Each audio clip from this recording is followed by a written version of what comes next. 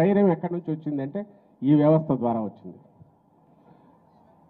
గతంలో ఎక్కడా లేదు. సిన్సియారిటీ ఉండొచ్చు నాయకులకు, ఎవరైనా కొంతమందికి చేయలేక ఎందుకు పోయారంటే కింద వ్యవస్థ లేదు, డెలివరీ సిస్టమ్ లేదు. ఈరోజు బటన్ నొక్కడం అవతల వాళ్ళు ఎగతాళి చేయొచ్చు, కానీ నొక్కడం ఇంత సులభంగా ఎట్లా అవుతుంది?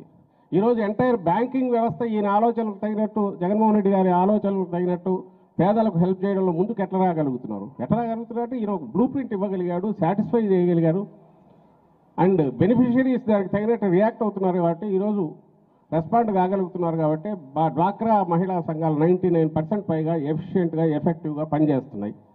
బ్యాంకులు హ్యాపీగా ఉన్నాయి, ఎందుకంటే వాళ్ళ టర్న్ ఓవర్లు పెరుగుతున్నాయి. ఇంకా కావాలని ఎదురు ఎక్కువ ఇస్తున్నారు వాళ్ళు.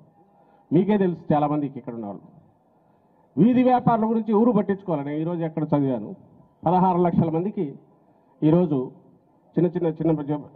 చిన్న వ్యాపారాలు బండ్లు పెట్టుకుని ఇచ్చేసేవాళ్ళు, వాళ్ళందరికీ 16 లక్షల మందికి రిపీటెడ్గా కంటిన్యూస్ వడ్డీ లేకుండా రుణాలు 10,000 ఆ తర్వాత పెంచుకుంటూ పోయేవాడు అనేది ఇక్కడే జరుగుతుంది.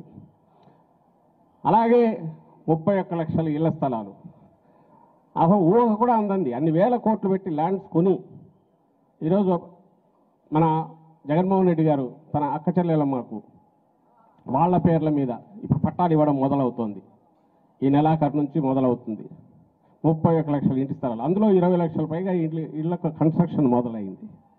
35 లక్షల ఎకరాలు రకరకాల కారణాలతో అసైన్డ్ ల్యాండ్స్తో సహా చుక్కల భూములు అనే పేరుతో ఇంకో దాంతో డిస్ప్యూట్లో ఉన్నవో ఇలాంటివన్నీ ఒక్కసారిగా పరిష్కరించి వాటిని ఫ్రీజ్ చేశారు.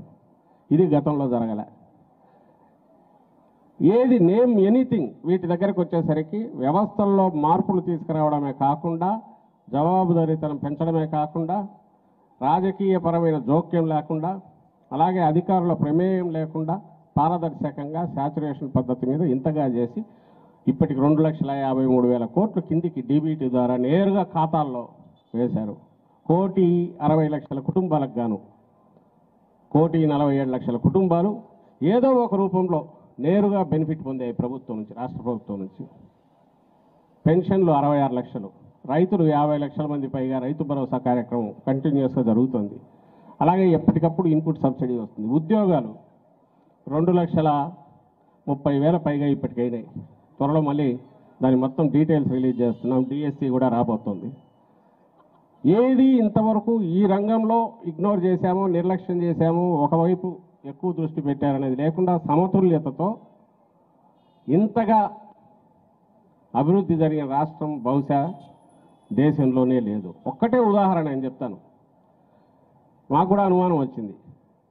మామూలు జీడిపి స్థూల ఉత్పత్తి పెరిగింది, ఎట్లా పెరిగింది, ఏ రకంగా అంటే కిందికి చూస్తే 2,53,000 కోట్లు కిందికి ఏదైతే పోయిందో, ఇది కాక డెవలప్మెంట్ వర్క్స్ తీసుకుంటే ప్రతి సచివాలయం అంటే 2,000 మంది జనాభా, 2,000, 2,500, 3,000 ఉన్న జనాభా పరిధిలో 20 నుంచి 30 కోట్ల రూపాయలు గత 4 సంవత్సరాలు, 4.5 సంవత్సరంలో కిందికి నేరుగా వెళ్ళింది.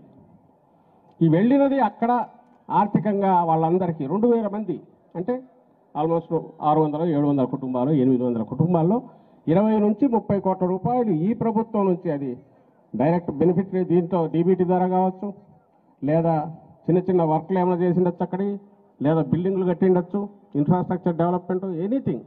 లెక్కలు తీస్తే మైక్రో లెవెల్లో, ఈ లెవెల్లో ఒక యూనిఫామ్గా 22, 23 కోట్ల నుంచి 30 కోట్లకు పైగా కిందికి పోయిందంటే ఇంకా ఆర్థిక వ్యవస్థలో డెవలప్మెంట్ జరగకుండా ఎక్కడికి పోతుంది? ఈరోజు ఇంతకుముందు డెవలప్మెంట్ అంటే ఫోకస్డ్గా ఒక హైదరాబాదో ఇంకొక్కడ ఉంటాయి. కొంతమంది పర్చేజింగ్ కెపాసిటీ అంటే కొనుగోలు శక్తి పెరిగితే, కొంతమంది యాక్టివిటీ మాత్రమే వాళ్ళు చేయడానికి అవసరమైన వాటికాల అవకాశాలు, వెసులుబాట్లు ఉంటాయి.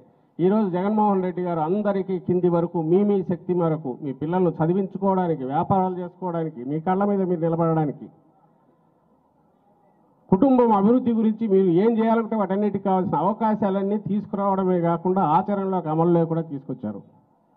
వాటినన్నిటిని ఉపయోగించుకోగలిగిన వల్లే ఈరోజు ఈ డెవలప్మెంట్ అనేది కనిపిస్తుంది. అమర్త్య సేన్ చెప్పింది ఇంతకుముందు మెన్షన్ చేశారు, అలాగే దాన్ని కొంచెం పొడిగించి నాన్నగారు చెప్పారు. పేదరికం నిర్వచనాలు మారినాయి. 60లో 70లో అప్పట్లో ఇందిరాగాంధీ గారి హయాంలోనూ, ఆ హయాంలో ఎప్పుడో చూస్తే కూడు, గూడు, గుడ్డ, ఈ 3 అంటే రోటీ, కపడా, మకాన్, ఈ 3 ఉంటే సరిపోతాయని ఉన్నారు. ఈరోజు పేదరికం అది కాదు. పేదరికం ఇది పెరిగింది. మన లెక్కల ప్రకారమే